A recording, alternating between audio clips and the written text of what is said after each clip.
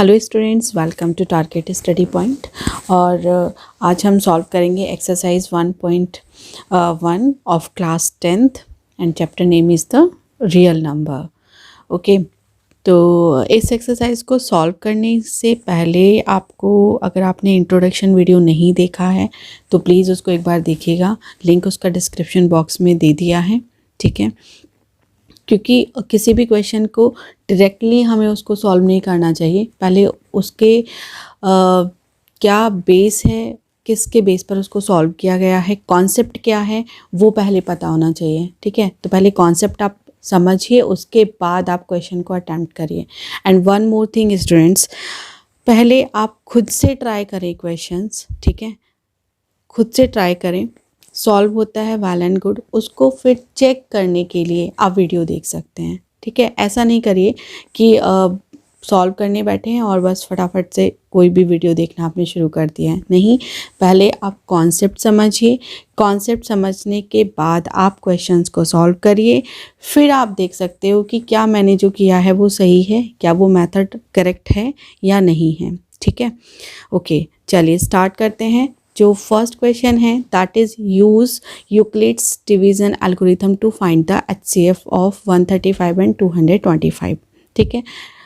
Rule हमें पता है क्या, कि पहले हमें इनका कंपेयर करना होगा कि which one is greater. Okay, अच्छा यहाँ पर एक बात और बताना चाहूँगी स्टूडेंट, जो आप अभी तक करते आए थे, लाइक कुछ बच्चे क्या करते हैं, HCF फाइंड करते हैं नॉर्मल वे से। क्या करेंगे, वो 135 का फैक्टर कर देंगे, फिर 225 का फैक्टर कर देंगे, ठीक है। फिर उसमें फैक्टर्स कॉमन करके फिर वो HCF निकालते हैं, ठीक है।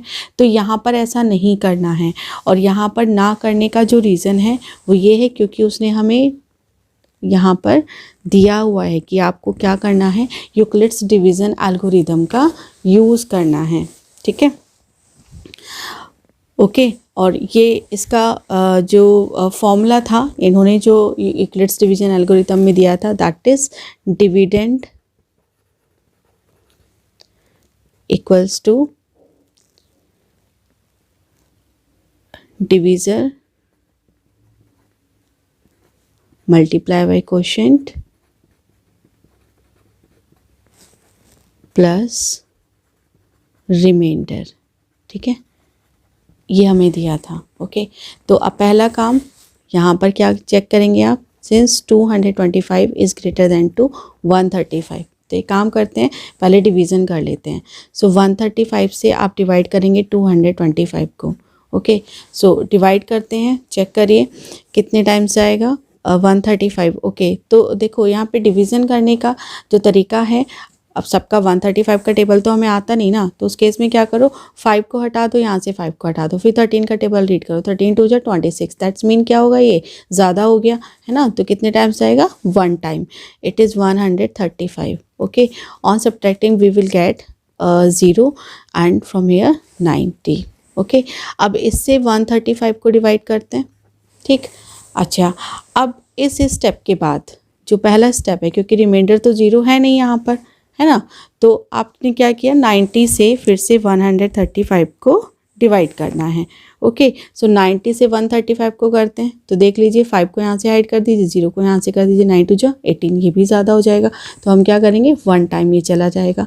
सो 90 यहाँ से हमें मिलेगा 45, एंड अब आप इसको डिवाइड करेंगे तो ये चला जाएगा 2 टाइम्स। ओके, अब मिल गया यहाँ पर 0। ओके, अब इसी को बेस मानते हुए यहाँ पे हमने करना है। पहला है, पहली बार जब हमने इसको डिवाइड किया, जब 225 वाज ग्रेटर देन टू 135, ठीक है, तो हम यूक्लिड्स डिवीजन लेमा का यहाँ पे यूज़ करते हुए यहाँ पर रखेंगे, डिविडेंड क्या है 225, डिवीज़र क्या था 135, क्वेश्चन क्या आया 1, रिमाइंडर वॉज 90, ठीक है। ये फर्स्ट स्टेप हो गया। लेकिन यहाँ पर आप चेक करिए, since remainder 90 is not equal to 0, जो रिमाइंडर था 90 वो 0 के इक्वल नहीं था, इसलिए हमें क्या करना होगा, फिर से इस लेमा का यूज़ करना होगा, ठीक है। सो स्टेप 2 क्या हो जाएगा, अब हमने इसको फिर से डिवाइड किया तो 90 1 टाइम चले गया था, और क्वेश्चन 1 था, रिमाइंडर 45 था। ओके, तो फिर से हम इसी वाले फॉर्मूले में इसको यहाँ राइट डाउन कर लेंगे। अब की बार जो डिविडेंड है that is 135, okay, and divisor is 90, quotient is 1 and remainder we have 45, okay. So फिर से आप चेक करिए क्या कि जो रिमाइंडर है क्या वो ज़ीरो हुआ? नहीं, अभी भी वो ज़ीरो नहीं हुआ है। तो आप फिर से कर देंगे since remainder 45 is not equals to 0, then step 3, आप स्टेप 3 पर मूव हो जाइए। क्या हो जाएगा? अब की बार रिमाइंडर जो डिविडेंड है दैट इज़ 90, ओके, एंड जो डिविज़र है that is 45, quotient is 2 and remainder is 0, ठीक है। अब यहाँ क्या हुआ है? रिमाइंडर क्या हो गया है? 0। तो आप क्या लिखेंगे? Since the remainder is 0, now this is the final step, ठीक है। फिर ये क्या हो गया? This is the final step, ठीक है। सो हम क्या बोल सकते हैं? HCF of 135 and 225 is 45, ठीक है। तो यहाँ पर जो इन दोनों का HCF होगा वो क्या हो जाता है? Divisor, it is 45।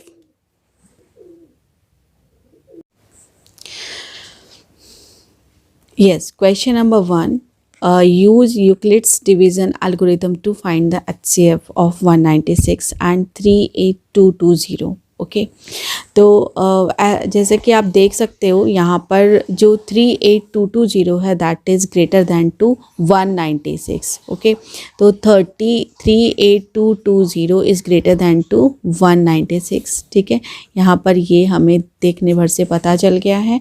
Now what we can do, we will divide, ठीक है। पहले इसको डिवाइड कर लेते हैं, चेक कर लेते हैं कि कहीं ये ज़ीरो तो नहीं आ रहा है, ठीक है। तो चेक करने के लिए देखो 196 यहाँ पर है और 382, तो 9 2 जा 38, तो 2 टाइम्स तो जाएगा नहीं ये, है ना, क्योंकि 19 का ही 2 टाइम्स हो गया, अभी 6 भी है यहाँ पर, ओके। तो 1 टाइम ही चला जाएगा, है ना। तो 196, ओके। एंड जो सब्ट्रैक्शन करने पर क्या मिलेगा? यहाँ पर 6 एंड यहाँ पर 8 and 1, okay. Now write down 2, okay. तो अब यहाँ पर चेक करो, अगर 2 को हटा दो यहाँ से, 6 को हटा दो, है ना। इस तरीके से पता है ना कैसे डिवीज़न करते हैं, ओके। तो 6 को अगर यहाँ से हटाया, 2 को यहाँ से हटाया, तो क्या रहा? 19, 19 यहाँ पर रहा, तो 19 10 जब 190 होते हैं, ओके। तो 190 यहाँ पर 86 है, तो इसका मतलब ये भी क्या होगा? 2 टाइम्स नहीं जाएगा। सो 1 मिनट, हाँ 10 टाइम्स तो नहीं जाएगा, लेकिन ये 9 टाइम्स जा सकता है, ओके। तो 9 टाइम्स चला जाएगा। अब चेक कर लेते हैं, 9 6 54, ओके, एंड 5 9 9 जा 81 प्लस 5 86, कैरी 8 हो जाएगा, 9 + 1 9, 9 + 8 17 यहाँ आ जाएगा, ओके। नाउ सब्ट्रैक्ट कर दीजिए, यहाँ से बचेगा 8 एंड 17 - 6 9, ओके, एंड 980। अब देखते हैं 0 यहाँ से हटा दिया जाए और 6, तो कितने टाइम्स? 19 5 सा, ठीक है, 95 जा सकता है 5 टाइम्स, ओके। चेक कर लेते हैं, 5 6 जा 30 कैरी 3 एंड 5 9 जा 45 + 3 48 कैरी 4 9 1 5 1 जा 5 + 4 9, ओके। 0, ये तो 1 टाइम में ही 0 चला गया है, ओके। इट मीन्स अब इसको आप सीधे सीधे फॉर्मूले में रख दीजिए, ठीक है। फॉर्मूला क्या था हमारा यूक्लिड्स डिवीज़न एल्गोरिथम वाला? It was dividend equals to divisor multiply by quotient plus remainder, okay. So dividend हमारे पास क्या है? 38220 इक्वल्स टू डिविज़र था 196 एंड क्वोशेंट आया 195 एंड रिमाइंडर इज़ 0। सो यहाँ पर क्या हुआ है? रिमाइंडर हमारे पास क्या हुआ है, 0 आ गया है, ठीक है, रिमाइंडर इज़ 0, ठीक है। दैट्स वाई यहाँ पर जो HCF होगा मीन्स मतलब आप अब ये बोल सकते हो कि this is the final step, इसके आगे कुछ नहीं करना है। अच्छा, कभी कभी क्या होता है, जैसे फर्स्ट टाइम में ही 0 आ जाता है तो कुछ बच्चे कंफ्यूज हो जाते हैं कि अरे नहीं फर्स्ट टाइम में कैसे, कुछ गलती हो सकती है। बट बी कॉन्फिडेंट, ठीक है, कॉन्फिडेंस रखिए, जो आपने किया है वो सही किया है, ठीक है, 0 भी आ सकता है। ओके, सो यहाँ पर जो रिमाइंडर है वो 0 हो चुका है, ठीक है, इसलिए HCF ऑफ 196 एंड 38220 क्या हो जाएगा, 196, okay, is 196। Now part 3 of question number 1, okay. तो आप यहाँ पर देख सकते हो कि जो 86 है एंड 255 है, इसमें ग्रेटर कौन है, 86। So since 867 is greater than to 255, okay. तो आप पहला काम कर लेते हैं कि 255 से 867 को डिवाइड कर लेते हैं, ठीक है।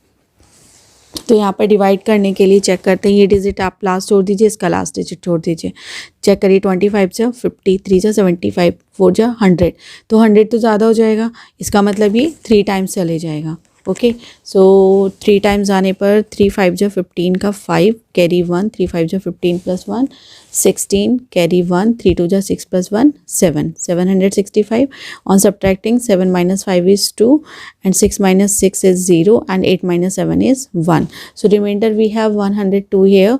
so 102 से अब डिवाइड करेंगे 255 को, फिर से चेक करते हैं, यहाँ का 2 आप छोड़ दीजिए, 5 यहाँ पर छोड़ दीजिए, फिर चेक करिए 10 से कितने टाइम्स जाएगा, 2 टाइम्स, ओके। सो 2 टाइम्स चला जाएगा, 2 2 जा 4, 2 0 0 एंड 2 1 जा 2, सब्ट्रैक्ट कर दीजिए, 5 minus 4 is 1 एंड 5, नाउ 102, इसको डिवाइड करेंगे तो ये जाएगा 2 टाइम्स, 2 1 जा 2, 2 5 जा 10, तो यहाँ पर हमें रिमाइंडर 0 मिला है, ओके। अब इसको लिखना कैसे है, लिखने के लिए आप क्या, फिर से हमारा वही formula, dividend equals to divisor plus quotient plus remainder. Now we can write dividend, dividend is 867 equals to divisor we have 255 and quotient is 3 plus remainder we have here 102, okay। now जो remainder है वो क्या है, 0 नहीं है, okay. So since remainder 102 is not equivalent to 0, okay. फिर क्या होगा, फिर से हम फर्दर डिवीजन करेंगे इसको, है ना, और जो भी वैल्यूज आएंगी उनको फिर से इस फॉर्मूले में राइट डाउन कर देंगे, राइट। सो अब की बार क्या होगा, 102 डिवीजर बन जाएगा, ओके, एंड 51 रिमाइंडर रहेगा and 2 is quotient. So write again 255, it was step 1 and this is step 2। So 255 equivalent to remainder we have 51 and quotient is 1 and divisor is 102, so divisor is 102 multiply by quotient plus remainder we have 51, again since remainder is not equal to 0, so move to step 3। Step 3 के according क्या होगा, हम इसको further divide करेंगे, ठीक है।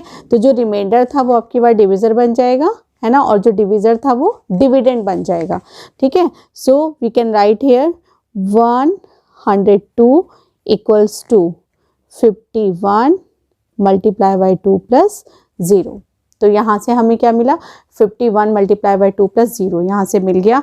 Now आप यहाँ से देख सकते हो कि जो रिमाइंडर है वो क्या है, 0 हो गया है। So you can write since the remainder is 0, is 0, ठीक है। So this is the final step. अब इसके आगे हम और स्टेप्स नहीं लिखेंगे, ठीक है। The process is stop now, okay. So HCF of 867 and 255 is क्या हो जाएगा 51. Now question number 2, show that any positive integer is of the form 6q plus 1 or 6q plus 3 or 6q plus 5, okay, where q is some integer, ठीक है। तो इसको करने के लिए एक इंटीजर हम लोग सपोज कर लेते हैं, okay. Let a be any positive integer, ठीक है। ये हमने मान लिया कि a कोई भी एक पॉजिटिव इंटीजर है, ठीक। उसके बाद अब याद करो जो हमने लेमा स्टडी किया था, क्या उसने दिया था हमें a equals to B Q plus r, और जहाँ पर r क्या था, it is less than to b and greater than equal to 0, ठीक है। ये कंडीशन हमने देखी थी, ओके। अब यहाँ पर अगर हम बात करें तो इसके लिए 6q प्लस 1 के लिए अगर मैं कंपैरिजन करूँ तो किसकी वैल्यू, b की वैल्यू क्या हो जाएगी, यहाँ से 6 मिल जाएगी, ठीक है। तो यहाँ से मुझे क्या मिला, b इक्वल्स टू 6 यहाँ से मुझे मिल गया, ठीक है। तो अब a क्या बन जाएगा, अगर मैं यहाँ से a की वैल्यू रखना चाहूँ तो क्या बनेगा 6q प्लस r बनेगा, ठीक है। अब r की जो डिपेंडेंसी है वो किस किस के बीच में हो जाएगी, r की डिपेंडेंसी हो जाएगी 0 एंड 6 के बीच में, ठीक है। तो इसका मतलब r क्या क्या हो सकता है, r हो सकता है या तो 0 या फिर 1 या फिर 2 और 3 हो सकता है एंड 4 भी हो सकता है एंड 5 भी हो सकता है, बट 6 नहीं होगा। 6 क्यों नहीं होगा, क्योंकि हम लेस देन 6 की बात कर रहे हैं, ना कि इक्विवेलेंट 6 की बात कर रहे हैं, ठीक है। तो यहाँ पर अगर कोई 6 लिख रहा है तो दैट इज रॉन्ग, ये नहीं लिखना है, ठीक है। अब अगर ऐसा है तो आप एक काम करो, अब यहाँ r की जितनी वैल्यूज है वो यहाँ पर रखते चले जाओ, ठीक है। तो यहाँ से क्या मिलेगा, a equals to 6q plus r मतलब 6q प्लस 0, ठीक है। दूसरा क्या मिल जाएगा, a इक्वल्स टू और भी लिखते चले जाइएगा 6q प्लस 1 या फिर a equals to 6q plus 2 या फिर ये मिलेगा a equals to 6q plus 3 या फिर a equals to 6q plus 4 and a equals to 6q plus 5, but 6q plus 6 नहीं होगा, है ना। तो यहाँ से आप देख सकते हो क्या 6q प्लस 0 को तो मैं 6q लिख सकती हूँ, ठीक है, ओके। या फिर इसको मैं ये भी लिख सकती हूँ ट्वाइस ऑफ 3q, क्यों, क्योंकि उसने क्या बोला है कि any positive integer in the form of this and this, ठीक है, ठीक है। अब चेक कर लेते हैं यहाँ पर,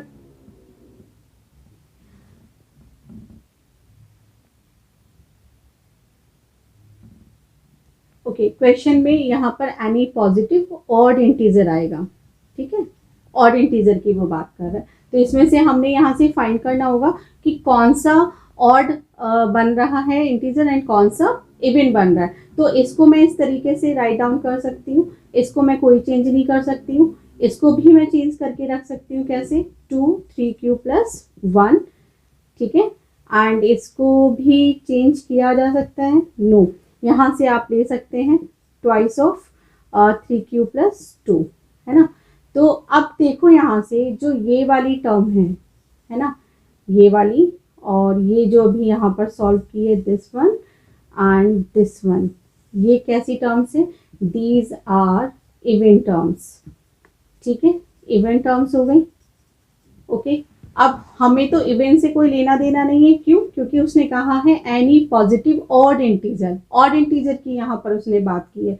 तो इसका मतलब क्या है कि जो नंबर, भाई हमें ये चेक करना है कि 2 अगर ये मल्टीपल है 2 का तो इसका मतलब ये 2 से डिवाइड होगा, इसका मतलब क्या कि ये इवन नंबर हो गया, ठीक है। तो जो बाकी 3 बचे वो क्या होंगे, ऑड नंबर होंगे, ठीक है। तो ये वाला भी ऑड होगा एंड ये भी ऑड होगा और ये भी ऑड नंबर होगा। ठीक है, आगे बात समझ में?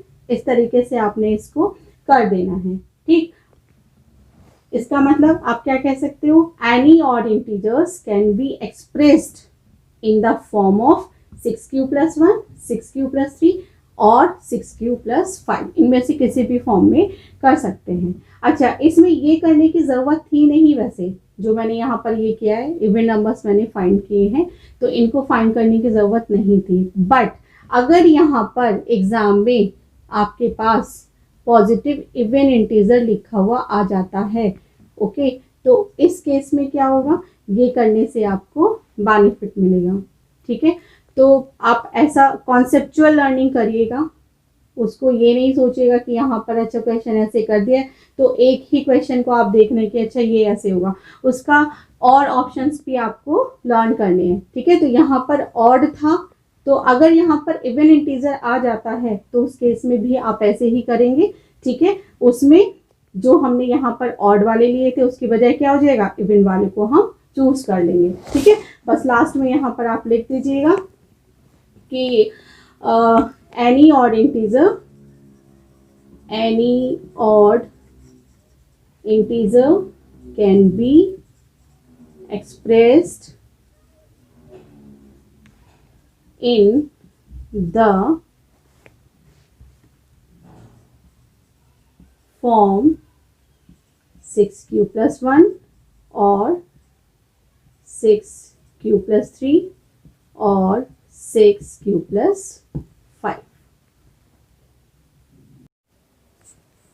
Now, question number 3. An army contingent of 616 members is to march behind an army band of 32 members in a parade. एक परेड में जो आर्मी बैंड है 32 मेंबर्स का, उसके पीछे आर्मी कॉन्टिजेंट को जिसमें 616 मेंबर्स हैं उसके पीछे मार्च करना है। Okay, the two groups are to march in the same number of columns. और दोनों जो ग्रुप्स हैं, आर्मी कॉन्टिजेंट वाला भी और जो बैंड वाला ग्रुप है, ठीक है, दोनों को सेम नंबर ऑफ कॉलम्स में होना चाहिए। ठीक है, so what is the maximum number of columns in which they can march. तो हमें ये बताना है कि मैक्सिमम नंबर ऑफ कॉलम्स कितने बनेंगे अगर वो एक साथ मार्च करते हैं तो। ठीक है, तो इस बात को कुछ इस तरीके से समझते हैं कि लेट सपोज कि ये जो हैं आर्मी बैंड वाले हैं, लेट सपोज इन्होंने क्या किया, 4 कॉलम्स इन्होंने बना लिए। ठीक है, तो ये हो गया आर्मी बैंड और इनके पीछे में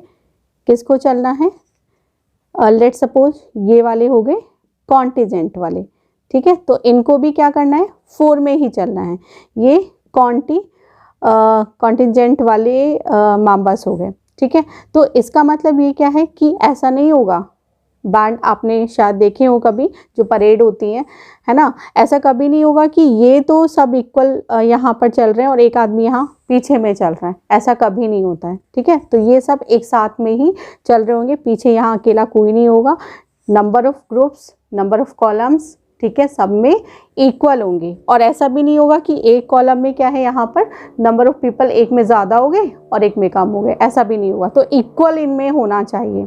ठीक है, तो आप इसको कुछ इस तरीके से समझते हैं कि let number of columns suppose कर लेते हैं कि x है। ठीक है, और जो आर्मी बैंड है ना, तो उसको लेट सपोज कि ये बाय हो गए, let by are the number of army band. ठीक है, ये आर्मी बैंड हो गए। तो कैसे बनेगा भाई, नंबर ऑफ कॉलम्स कैसे होने चाहिए भाई, कॉलम्स है ना multiply by y equals to कितना आना चाहिए, 32 आना चाहिए। ओके, ऐसे ही अगर मैं z मान लूँ, किसको, आर्मी कॉन्टिजेंट को। ओके, अगर मैंने आर्मी कॉन्टिजेंट को z सपोज कर लिया, तब क्या होगा, number of columns multiply by number of members in army contingent, वो कितना हो जाएगा, 616 हो जाएगा। ठीक है, अब यहाँ से एक बात बहुत अच्छे से समझो कि इन दोनों में क्या कॉमन है, इन दोनों में कॉलम कॉमन है। ठीक है, ये दोनों कॉमन आ रहे हैं। एंड यहाँ पर x और y क्या हैं, इसके प्राइम नंबर्स नहीं हैं। ठीक है, प्राइम फैक्टर्स की बात नहीं कर रही हूँ मैं, किसकी बात कर रही हूँ, फैक्टर्स की बात कर रही हूँ। ठीक है। तो x भी 32 का फैक्टर है और यहाँ पर 616 में x यहाँ भी क्या होगा, इसका फैक्टर होगा, और ये दोनों में क्या है, कॉमन है। इसका मतलब हाईएस्ट कॉमन फैक्टर होगा, और जब भी हाईएस्ट कॉमन फैक्टर हमने फाइंड करना है वो क्या हो जाएगा, मैक्सिमम नंबर ऑफ कॉलम्स। ठीक है। एंड एक बात और, अगर यहाँ पर मैक्सिमम ना होकर मिनिमम लिखा होता तो क्या करते, बहुत बड़ा ग्राउंड होता है ना, परेड का तो बहुत बड़ा ग्राउंड होता है, वो कहते हैं हम तो क्या करेंगे, minimum number of columns find करने थे, तो मिनिमम नंबर ऑफ कॉलम्स क्या हो जाता, 1 हो जाता। यहाँ आगे आर्मी बैंड वाले चल लेते और पीछे में क्या होता, आर्मी कॉन्टिजेंट वाले मेंबर्स चल लेते। ठीक है, तो मिनिमम में इस तरीके से हो जाता है। तो दोनों तरह से इस क्वेश्चन को समझने की कोशिश करें। अगर मैक्सिमम नंबर ऑफ कॉलम्स उसने पूछा है तो हम HCF यहाँ पर फाइंड करेंगे। ठीक है, और ये बात मैं डायरेक्टली भी यहाँ पर बता सकती थी, बट ऐसा नहीं किया है, क्योंकि क्वेश्चन के हर एक वर्ड को समझो, उसके बाद उसको सॉल्व करो, डायरेक्टली नहीं सॉल्व करने की ज़रूरत है। अगर एक पहलू में उसने बोला है कि मैक्सिमम नंबर ऑफ कॉलम्स है, तो ये भी तो पूछा जा सकता है कि मिनिमम नंबर ऑफ कॉलम्स क्या होंगे। Okay, now let's do it. Now we will use Euclid's algorithm to find HCF। ठीक है, ये हम यूज़ करेंगे। ठीक है, तो यहाँ पर डेफिनेटली 616 क्या है, greater number, that is greater than two 32। ठीक है, स्टेटमेंट क्या थी हमारे पास, dividend equals to divisor multiply by quotient plus remainder. तो उसके लिए इसको 32 से डिवाइड कर लेते हैं 616 को। ठीक है, तो यहाँ से 3 2 6, तो 2 टाइम्स तो ये जाएगा नहीं, 1 टाइम जाएगा। ठीक है, 32, 11 minus 2 is 9 and 5 minus 3 is 2, 296। ठीक है,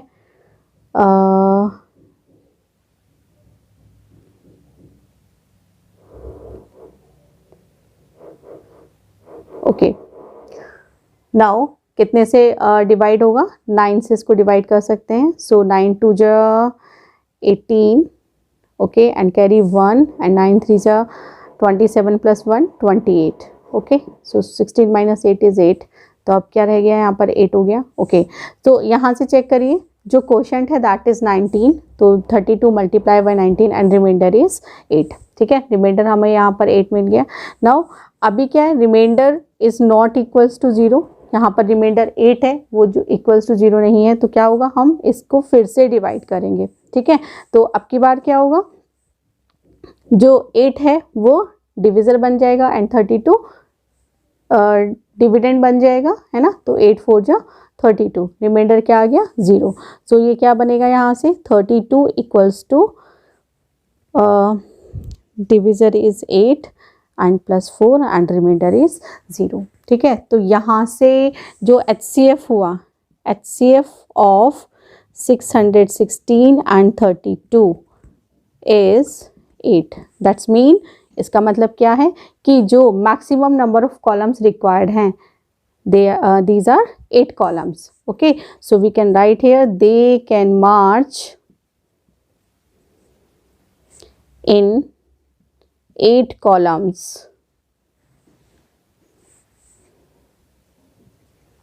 each. Now question number 4, use Euclid's division lemma to show that the square of any positive integer is either of the form 3m or 3m plus 1 for some integer m। करना क्या है, Euclid's division lemma का use करना है और show करना है कि अगर किसी भी पॉजिटिव इंटीजर का स्क्वायर किया जाए तो वो या तो 3m की फॉर्म में होगा या फिर 3m प्लस 1 की फॉर्म में होगा, और किसी भी इंटीजर के लिए होगा। ठीक है, तो करते हैं इसको स्टार्ट।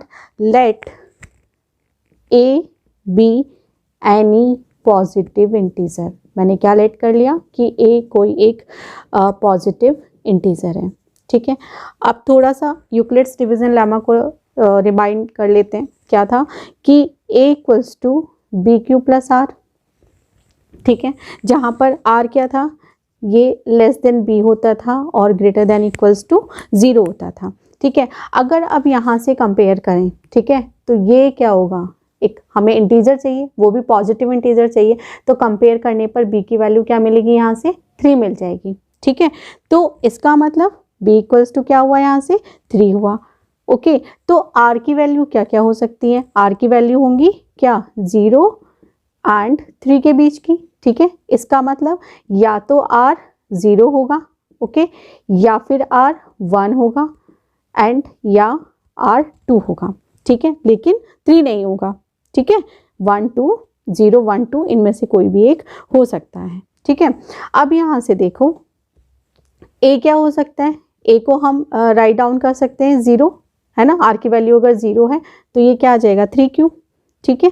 लेकिन उसने क्या बोला है, a की वैल्यू 3q हो गई, लेकिन उसने क्या बोला है कि to show that the square of any positive integer, इसका मतलब a का स्क्वायर क्या होना चाहिए, 9q स्क्वायर, ठीक है। a का स्क्वायर मीन्स 3q का होल स्क्वायर, इसका मतलब 9q स्क्वायर, और क्या हो जाएगा a इक्वल्स टू r की जगह क्या होगा 1 होगा इस बार, तो हम क्या लिख सकते हैं 3q प्लस 1, और अगर a स्क्वायर निकालें तो 3q प्लस 1 का होल स्क्वायर हो जाएगा, ये बनेगा 9q square plus 1 and plus 6q, okay.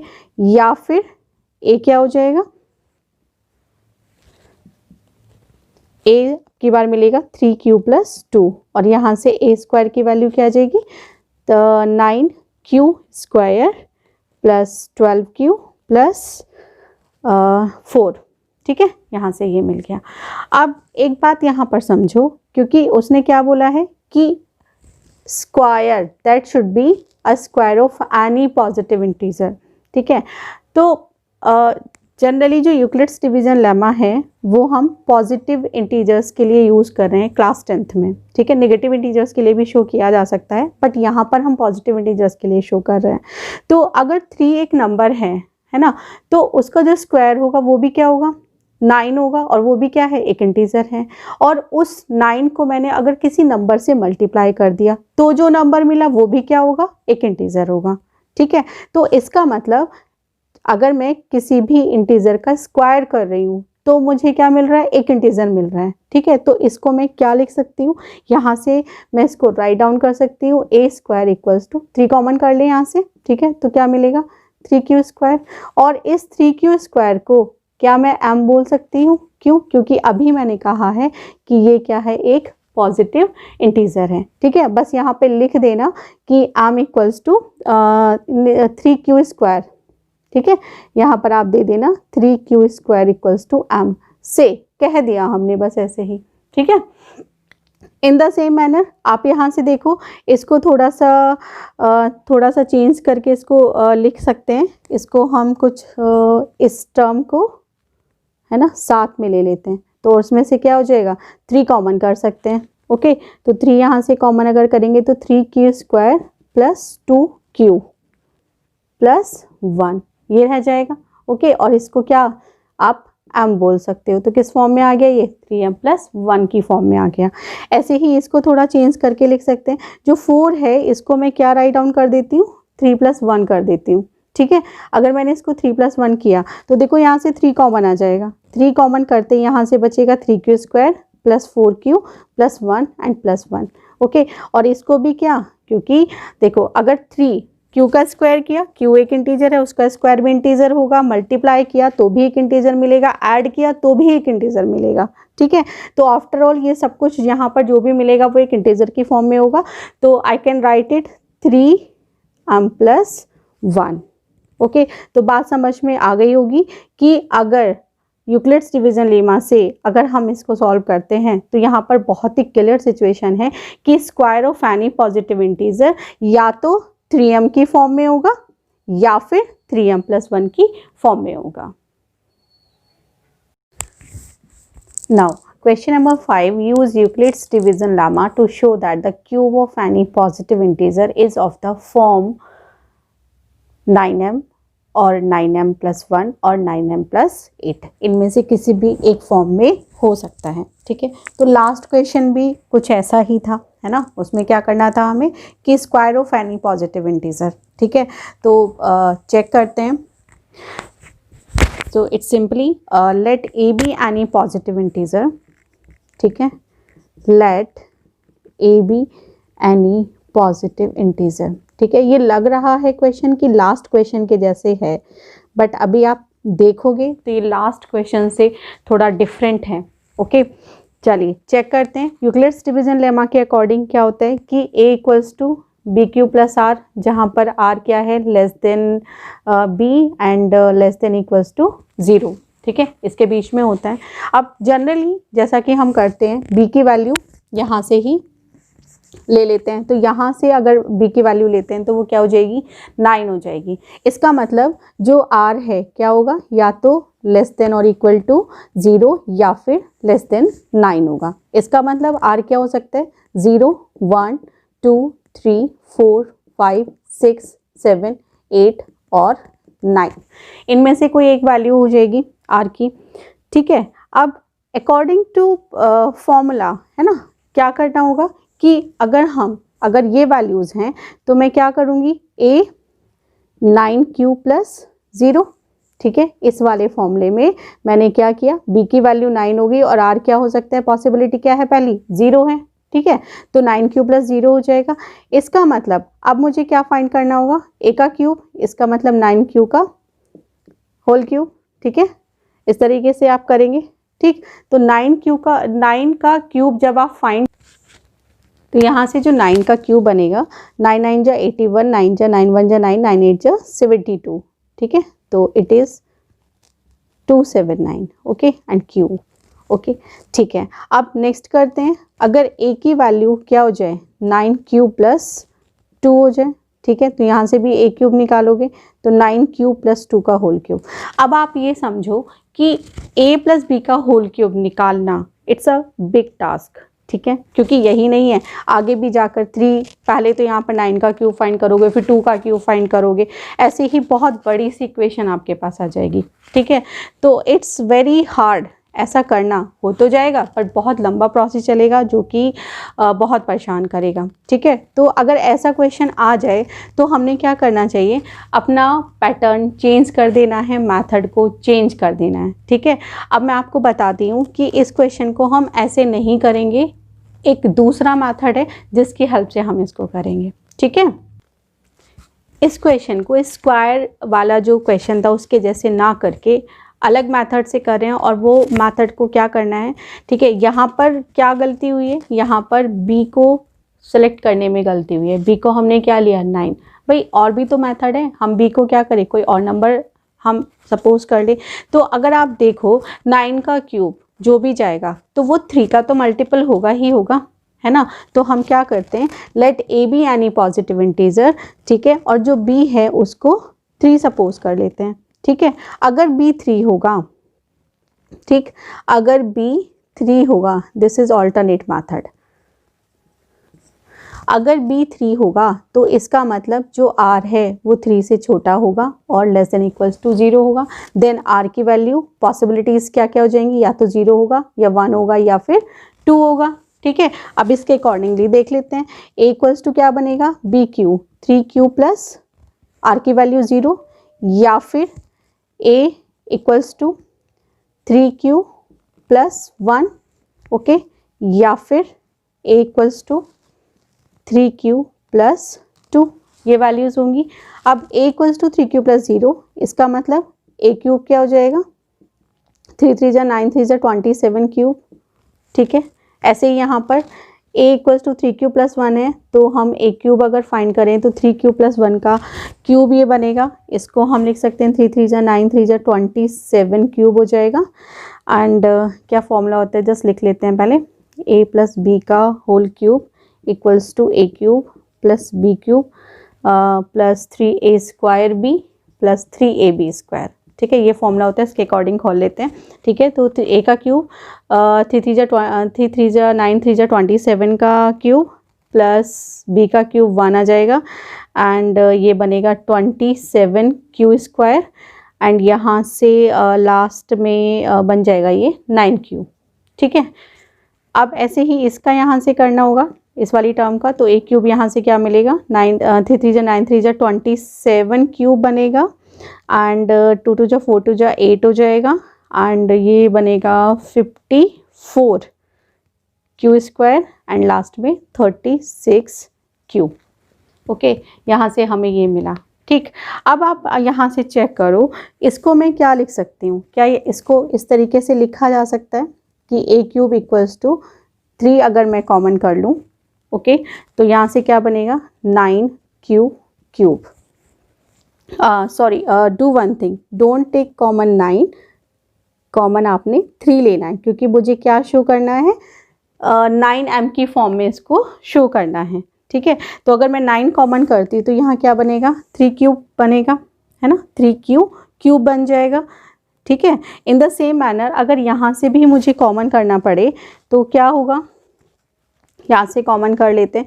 तो यहाँ से a क्यूब अगर मैं रखती हूँ तो देखो 27 तो 9 हम यहाँ से कॉमन करेंगे तो 3q cube plus 3q square plus 3q and plus 1 हो जाएगा।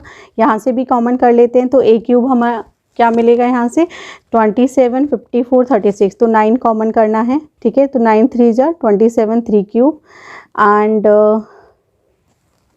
यहाँ से ये मिलेगा 6q स्क्वायर एंड 9 4 जा 36 4q प्लस 8। ओके, अब यहाँ पर जो बात समझने वाली है वो ये है कि अगर 3 एक इंटीजर है तो उसका जो क्यूब होगा वो भी एक इंटीजर होगा और उस नंबर को जिस नंबर से मल्टीप्लाई करेंगे वो भी एक इंटीजर होगा।